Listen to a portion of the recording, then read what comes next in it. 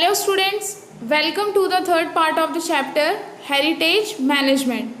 In this part we will discuss about management of libraries and archives. Okay, so let's start with this part.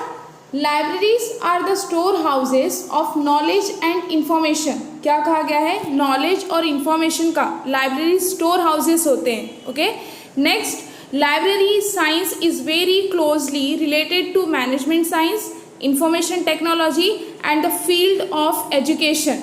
और जो library science होता है वो बहुत ही closely related होता है किससे? मैनेजमेंट साइंस से, इंफॉर्मेशन टेक्नोलॉजी से और फील्ड ऑफ एजुकेशन से. Okay, next, libraries perform various task. Libraries जो होते हैं वो बहुत सारे टास्क जो है परफॉर्म करते हैं. जैसे कि एग्जाम्पल क्या दिया है? Collecting books means books collect करना, अरेंजिंग दैम सिस्टमेटिकली, और जब एक बार बुक्स कलेक्ट हो जाए तो उसको सिस्टमेटिकली अरेंज करना. ठीक है, conservation and preservation of those books, और वो कलेक्ट किए हुए बुक्स जो है उसको कंजर्व करना, प्रिजर्व करके रखना, ये किसका काम होता है? लाइब्रेरीज का. ठीक है, नेक्स्ट है dissemination of information sources etcetera. Dissemination का मीनिंग क्या होगा? सर्कुलेट करना यानी फैलाना. ठीक है, तो ये इंपॉर्टेंट टास्क होते हैं लाइब्रेरीज के. कौन से? फर्स्ट वन है collecting books, second arranging them systematically, third one conservation and preservation of those books, next dissemination of information sources. Okay, तो ये वेरियस टास्क है जो कौन परफॉर्म करते हैं? लाइब्रेरीज. ठीक है, next, many of these task are completed with the help of computerized systems. और बहुत सारे ऐसे टास्क होते हैं जो कंप्लीट किए जाते हैं किसके हेल्प से? कंप्यूटराइज सिस्टम्स के हेल्प से. ठीक है, जैसे कि हमने सेकेंड पार्ट में पढ़ा था कि लाइब्रेरीज जो होते हैं, जैसे कि वहाँ पे बुक्स बहुत सारे अवेलेबल होते हैं. जो रीडर्स होते हैं अगर बाई चांस उन्होंने वहाँ पे लाइब्रेरीज में बैठ के अगर वो बुक्स नहीं रीड करना चाहते, वो अपने घर ले जाना चाहते हैं, तो हम जो है कंप्यूटर में एंट्री कर सकते हैं कि कौन, मतलब उनका जो नाम है, जो रीडर है उनका नाम, ठीक है, उन्होंने कौन सी बुक ली है और कब रिटर्न करना है, ये सब हम कंप्यूटर में स्टोर करके रख सकते हैं. ठीक है, नेक्स्ट, और बहुत सारे जो बुक्स, ओल्ड बुक्स रखे जाते हैं लाइब्रेरीज में, तो वो कौन से पीरियड के हैं, ठीक है, कब ये बुक्स पाए गए थे, तो वो डेट वगैरह भी हम कंप्यूटर में स्टोर करके रख सकते हैं. ठीक है, तो ऐसे बहुत सारे टास्क होते हैं. कहा गया है कि many of these task are completed with the help of computerize systems. Okay, बहुत सारे टास्क होते हैं जो किसके हेल्प से किए जाते हैं? कंप्यूटराइज सिस्टम के. ठीक है, next, to make a book available to a reader as per his requirement is the most important aspect of library management. तो लाइब्रेरी मैनेजमेंट का सबसे मोस्ट इम्पॉर्टेंट एस्पेक्ट क्या कहा गया है? कि रीडर्स को उनके रिक्वायरमेंट के अकॉर्डिंग बुक अवेलेबल करना.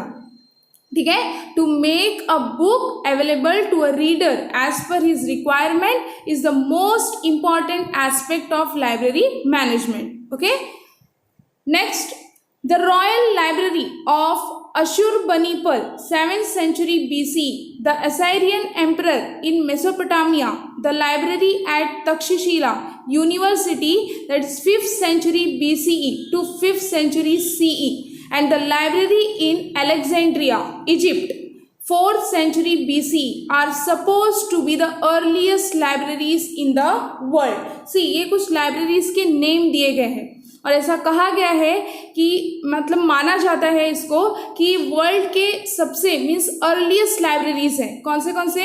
The royal library of Ashurbanipal. Okay, ये कब बना था? 7th century BCE में. नेक्स्ट लाइब्रेरी है the Assyrian emperor in Mesopotamia, the library at Takshashila university, 5th century BCE to 5th century CE. Okay, next, and the library in Alexandria, that is in Egypt, 4th century BCE. ये जो libraries के name दिए गए हैं इसे कहा गया है कि ये वर्ल्ड में जो है अर्लीस्ट लाइब्रेरीज है. Okay, next one, the Saraswati Mahal ग्रंथालय इन Tanjore, Tamil Nadu, was built in 16th to 17th century during the times of Nayak dynasty. Okay, dynasty means क्या होगा? Kingdom. मीन्स नायक डायनेस्टी के टाइम पे जो भी राजा महाराजा थे, तो उन्होंने मीन्स वो टाइम पे नायक डायनेस्टी के टाइम पीरियड में जो है तमिलनाडु के तांजौर रीजन में सरस्वती महल ग्रंथालय ये लाइब्रेरी जो है बिल्ड की गई थी। कब? 16 to 17 सेंचुरी में। Okay, next in 1675 CE Venkoji Raje Bhosale conquered Tanjore and established his independent rule. और बाद में कहा गया है कि पहले तो नायक डायनेस्टी 16 to 17 सेंचुरी में नायक डायनेस्टी के टाइम पीरियड में तमिलनाडु के तांजौर रीजन में सरस्वती महल ग्रंथालय ये लाइब्रेरी स्टैब्लिश की गई थी, बिल्ड की गई थी। और फिर बाद में 1675 CE में वेंकोजी राजे भोसले ने ये तांजौर रीजन को जीत लिया। ओके, कॉन्क्वेट मतलब जीत लेना, एंड स्टैब्लिश्ड, और वहाँ पे उन्होंने अपना खुद का मीन्स इंडिपेंडेंट रूल स्टैब्लिश किया। ठीक है, next Venkoji Raje Bhosale and his successors का मतलब क्या होगा? उनके आगे आने वाली पीढ़ी मीन्स जनरेशन, या फिर हम हिंदी में वंशज भी बोल सकते हैं। ठीक है, केप्ट एक्सपांडिंग सरस्वती महल ग्रंथालय। ओके, वेंकोजी राजे भोसले और उनके जो सक्सेसर्स थे उन्होंने सरस्वती महल ग्रंथालय नाम के लाइब्रेरी को एक्सपांड किया। Okay, next Serfoji Raje Bhosale contributed the most in this expansion, और जिसमें से सरफोजी राजे भोसले ने ये एक्सपांशन में बहुत ज़्यादा ही कंट्रीब्यूट किया था। ठीक है, next in 1918 the library was renamed as the Tanjore Maharaja Serfoji's Saraswati Mahal library in his honour, means उनके सम्मान में, क्योंकि ऐसा कहा गया है कि सरस्वती महल ग्रंथालय लाइब्रेरी को एक्सपांड करने में सरफोजी राजे भोसले का कंट्रीब्यूशन ज़्यादा रहा था। ठीक है, इसलिए 1918 में उस लाइब्रेरी का वापस से नाम रखा गया उनके मीन्स सरफोजी राजे भोसले के सम्मान में, और वो नाम क्या रखा गया था? The Tanjore Maharaja Serfoji's Saraswati Mahal library. Okay, next one, there are several noteworthy libraries in India. Noteworthy मतलब क्या? मतलब पहचान में आने वाले, फेमस। ठीक है, इंडिया में बहुत सारे मीन्स सेवरल नोटवर्दी लाइब्रेरीज हैं। फॉर इंस्टेंस का मतलब एग्जाम्पल, जैसे कि नेशनल लाइब्रेरी जो कि कोलकाता में है, next Nehru memorial museum and library, okay, जो कि दिल्ली में है, next state central library Hyderabad, library of Asiatic society and David Sassoon library in Mumbai etcetera. Okay, तो इंडिया में ये कुछ और भी बहुत सारे लाइब्रेरीज हैं, लेकिन ये कुछ एग्जाम्पल दिए हैं। First national library Kolkata, Nehru memorial museum and library in Delhi, state central library in Hyderabad, library of Asiatic society and David Sassoon library in Mumbai. Okay, next, from the technical point of view, the management of archives is akin to library management. akin का मतलब क्या होगा? related. okay? अगर technical point of view से देखा जाए तो archive का मैनेजमेंट जो है, आर्चीव्स के मैनेजमेंट जो है वो किससे रिलेटेड है? लाइब्रेरी के मैनेजमेंट से। Okay, akin means related. ठीक है, next, preserving documents with important content in their original condition, preparing indexes and creating accurate systems of retrieval of documents are the important tasks in the management of archives. ठीक है, तो जैसे कि हमने library का important task पढ़ा, ठीक है, बुक्स कलेक्ट करना, ओके, और उसके बाद में उसको सिस्टमेटिकली अरेंज करना, बुक्स को कंजर्व करके रखना, प्रिजर्व करके रखना, फिर इंफॉर्मेशन सोर्सेज को सर्कुलेट करना। ठीक है, तो ये इम्पॉर्टेंट टास्क हमने पढ़े लाइब्रेरी के, तो वैसे ही इम्पॉर्टेंट टास्क दिया गया है आर्चीव्स का। ठीक है, तो स्टार्टिंग में ही कहा गया है कि अगर टेक्निकल पॉइंट ऑफ व्यू से देखा जाए तो मैनेजमेंट ऑफ आर्चीव्स यानी आर्चीव्स का मैनेजमेंट भी किससे रिलेटेड है? लाइब्रेरी के मैनेजमेंट से। ठीक है, तो अब हमने देखा कि आर्चीव्स, मैनेजमेंट ऑफ आर्चीव्स के कौन से इंपॉर्टेंट टास्क होते हैं। जैसे फर्स्ट क्या है? Preserving documents with important content in their original condition, means archives में जो है, जो हिस्टोरिकल डॉक्यूमेंट्स होते हैं वो प्रिजर्व करके रखे जाते हैं। तो उनके ओरिजिनल कंडीशन के साथ, यानी जैसे वो डॉक्यूमेंट्स मिला है, मीन्स जैसे भी कंडीशन में पुराने डॉक्यूमेंट्स मिले हैं तो उनके ओरिजिनल कंडीशन के साथ, इंपॉर्टेंट कंटेंट के साथ डॉक्यूमेंट्स को प्रिजर्व करके रखना, ये पहला टास्क है आर्चीव्स का, ठीक है। नेक्स्ट कहा गया है प्रिपेयरिंग इंडेक्सेस, और वो जो डॉक्यूमेंट्स हैं उनके इंडेक्सेस प्रिपेयर करना, ठीक है। थर्ड वन क्या दिया है, creating accurate systems of retrieval of documents are the important task in the management of archives। तो ये सेंटेंस का मतलब क्या है, creating accurate systems of retrieval of documents means कि जब भी अगर रीडर्स को या हिस्टोरियंस को उस डॉक्यूमेंट्स की ज़रूरत पड़ती है, मीन्स रिक्वायर होता है वो डॉक्यूमेंट, तो वो डॉक्यूमेंट्स जो है रीडर्स को, हिस्टोरियंस को अवेलेबल कराना। तो ये सेंटेंस का मतलब क्या है, creating accurate systems of retrieval of documents means जब भी रीडर को डॉक्यूमेंट्स की ज़रूरत पड़े तो वो उनको अवेलेबल करा देना, ठीक है। तो ये 3 इंपॉर्टेंट टास्क होते हैं मैनेजमेंट ऑफ आर्चीव्स के। सबसे पहला क्या है कि डॉक्यूमेंट जो भी मिला है तो उसके ओरिजिनल कंडीशन और इम्पॉर्टेंट कंटेंट के साथ डॉक्यूमेंट्स को प्रिजर्व करके रखना, फिर बाद में उसके इंडेक्सेस प्रिपेयर करना, और जब भी रीडर्स को डॉक्यूमेंट्स की ज़रूरत हो तो उनको अवेलेबल कराना, ठीक है। Next, documents from the archives are suppose to be very reliable. Reliable का मतलब क्या होगा, ट्रस्टवर्दी, यानी भरोसेमंद। आर्चीव्स में जो भी हिस्टोरिकल डॉक्यूमेंट्स रखे जाते हैं तो ऐसा कहा गया है कि वो बहुत ही ट्रस्टवर्दी होते हैं, यानी हम उन डॉक्यूमेंट्स पे भरोसा कर सकते हैं, ठीक है। Next, because of the heavy dependency on computerize systems, information technology has become an inevitable part of the management of libraries and archives। See, क्या कहा गया है कि heavy dependency on computerized systems means ज़्यादा जो है, जैसे मैनेजमेंट ऑफ आर्चीव्स हुआ या फिर मैनेजमेंट ऑफ लाइब्रेरीज हुआ, तो ये ज़्यादा किसके ऊपर डिपेंड रहता है, कंप्यूटराइज सिस्टम के ऊपर, ठीक है। जिसके वजह से इंफॉर्मेशन टेक्नोलॉजी ये मैनेजमेंट ऑफ लाइब्रेरीज और आर्चीव्स का क्या बन चुका है, इनएविटेबल पार्ट। हम इसे नेसेसरी पार्ट भी बोल सकते हैं। इनएविटेबल का मतलब क्या होगा, जो कभी जुदा ना हो, एक दूसरे से जुदा ना हो, तो उसे क्या कहा जाएगा, इनएविटेबल। तो ज़्यादा मीन्स ये मैनेजमेंट ऑफ लाइब्रेरीज और आर्चीव्स ज़्यादा किसके ऊपर डिपेंड है, कंप्यूटराइज सिस्टम के वजह के ऊपर, ठीक है। और जिसकी वजह से इंफॉर्मेशन टेक्नोलॉजी क्या बन गया है, मैनेजमेंट ऑफ लाइब्रेरीज और आर्चीव्स का एक इनएविटेबल पार्ट, ओके।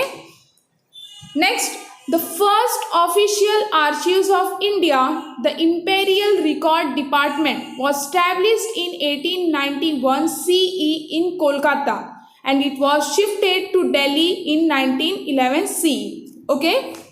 तो सबसे पहला ऑफिशियल आर्चीव्स, इंडिया का ऑफिशियल आर्चीव्स का नाम क्या था, इंपेरियल रिकॉर्ड डिपार्टमेंट। ये कहाँ स्टैब्लिश किया गया, कोलकाता में। कब, 1891 को, और बाद में इसको 1911 में जो है कहाँ शिफ्ट कर दिया गया, दिल्ली में, ठीक है।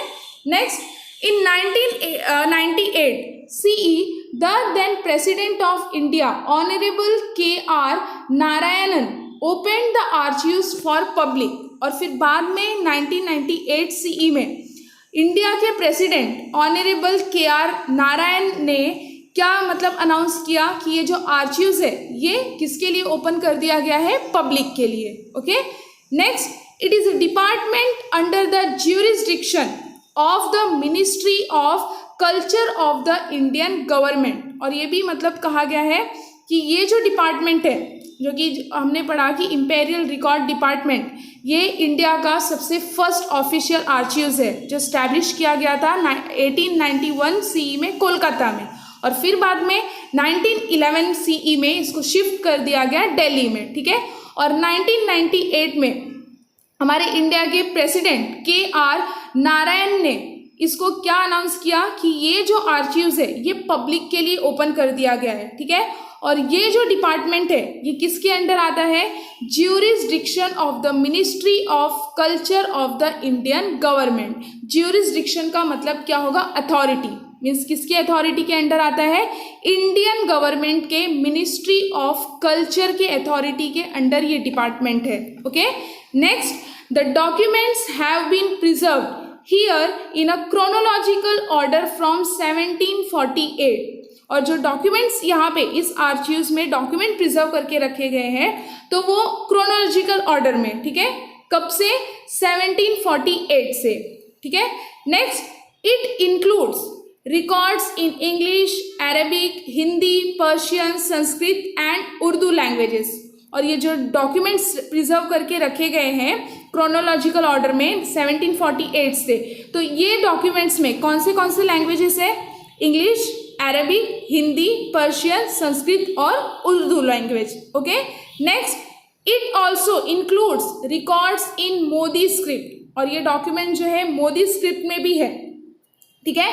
These records are classified in 4 categories. और ये जो रिकॉर्ड्स हैं इसको 4 कैटेगरीज में क्लासीफाई किया गया है। सबसे फर्स्ट वन है पब्लिक रिकॉर्ड्स, सेकेंड वन है ओरिएंटल स्टडीज। ओरिएंटल स्टडीज मतलब क्या होता है, ये एक यूनिक स्टडी होता है जो जिसके ऊपर मतलब ये ओरिएंटल स्टडीज़ में क्या क्या सब्जेक्ट होते हैं, जैसे ह्यूमैनिटीज़ के बारे में बताना स्टूडेंट्स को, कल्चर के बारे में बताना, ठीक है, लैंग्वेजेस, पीपल्स, हिस्ट्री के बारे में पढ़ाना, तो उसको क्या कहा जाएगा, ओरिएंटल स्टडीज़, ठीक है। नेक्स्ट है मैन्युस्क्रिप्ट्स एंड प्राइवेट रिकॉर्ड्स, ठीक है। तो ये जो रिकॉर्ड्स हैं डॉक्यूमेंट्स में, जो रिकॉर्ड्स है जो कि English, Arabic, Hindi, Persian, Sanskrit और उर्दू लैंग्वेजेस में है, और मोदी स्क्रिप्ट में भी ये रिकॉर्ड्स है। तो ये रिकॉर्ड्स को 4 कैटेगरीज में क्लासिफाई किया गया है। फर्स्ट वन है पब्लिक रिकॉर्ड्स, सेकेंड वन है ओरिएंटल स्टडीज, थर्ड वन है मैन्युस्क्रिप्ट्स और last one is private records. Okay, next, governments of every state in India maintain independent archives. मतलब इंडिया के हर एक स्टेट गवर्नमेंट ने अपना खुद का इंडिपेंडेंट आर्चीव्स मेंटेन करके रखा है। Okay, next, the archives of Maharashtra state government has branches in Mumbai, Pune, Kolhapur, Aurangabad and Nagpur. Okay, तो महाराष्ट्र का एग्जाम्पल दिया है कि महाराष्ट्र के जो आर्चीव्स हैं तो अलग अलग ब्रांच है इसके, कहाँ पे, मुंबई में, पुणे, कोल्हापुर, औरंगाबाद और नागपुर, ठीक है। Next, there are about 5 crore Modi documents. Modi documents means Modi script, ठीक है। वो जो डॉक्यूमेंट्स है तो वो मोदी स्क्रिप्ट में लिखी गई है। तो कितना कहा गया है, 5 crore Modi documents related to Maratha history in the Pune branch. तो जो पुणे ब्रांच का जो आर्चीव्स है वहाँ पे जो डॉक्यूमेंट्स प्रिजर्व करके रखे गए हैं तो वो डॉक्यूमेंट्स किससे रिलेटेड है, मराठा हिस्ट्री से। और कितना कहा गया है, 5 crore मोदी डॉक्यूमेंट्स प्रिजर्व करके रखे गए हैं पुणे ब्रांच में, ठीक है। And these documents are referred to as Peshwa Daftar. और ये डॉक्यूमेंट्स जो प्रिजर्व करके रखे गए हैं 5 crore मोदी डॉक्यूमेंट्स, इसको क्या कहा गया है, क्या कहा जाता है, पेशवा दफ्तर। ओके।